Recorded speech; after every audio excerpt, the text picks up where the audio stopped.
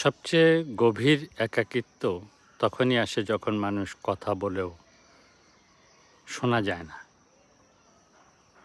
এটাই অশ্রুত কণ্ঠের ক্ষত। কিছু মানুষ চুপ থাকে না কারণ তাদের কথা নেই, তারা চুপ থাকে কারণ তাদের কথা কেউ শোনেনি।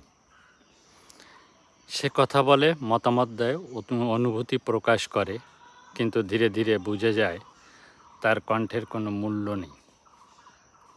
আজকের সমাজে মানুষ শুনতে কম চায়, জবাব দিতে বেশি চায়।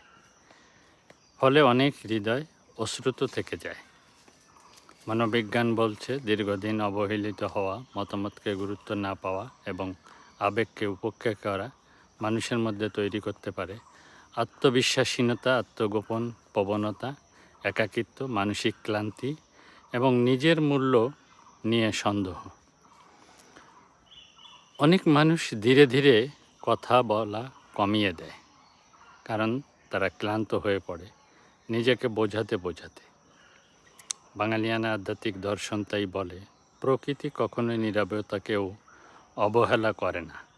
নদীর শব্দ, বৃষ্টির শব্দ, পাতার মর্মর সবই শোনা হয় এই সৃষ্টিতে।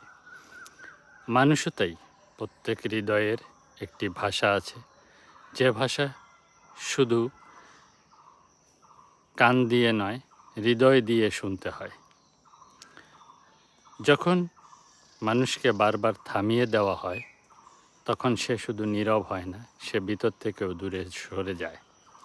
কারণ অশ্রুত কণ্ঠ ধীরে ধীরে আহত আত্মায় পরিণত হয়। সমাধান শুরু হতে পারে ছোট কিছু পরিবর্তন থেকে।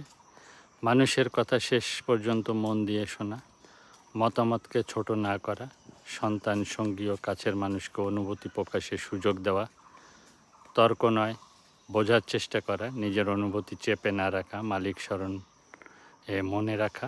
প্রত্যেক আত্মার কণ্ঠই মূল্যবান।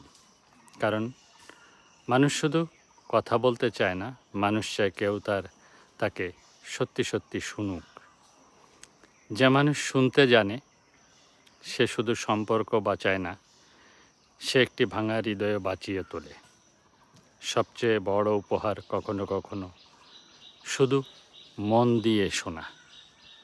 তো বিষয়টি বোধগম্য হলে সবাইকে শেয়ার করে দিন এবং সাবস্ক্রাইব করে পাশে থাকার অনুরোধ রইল। ধন্যবাদ।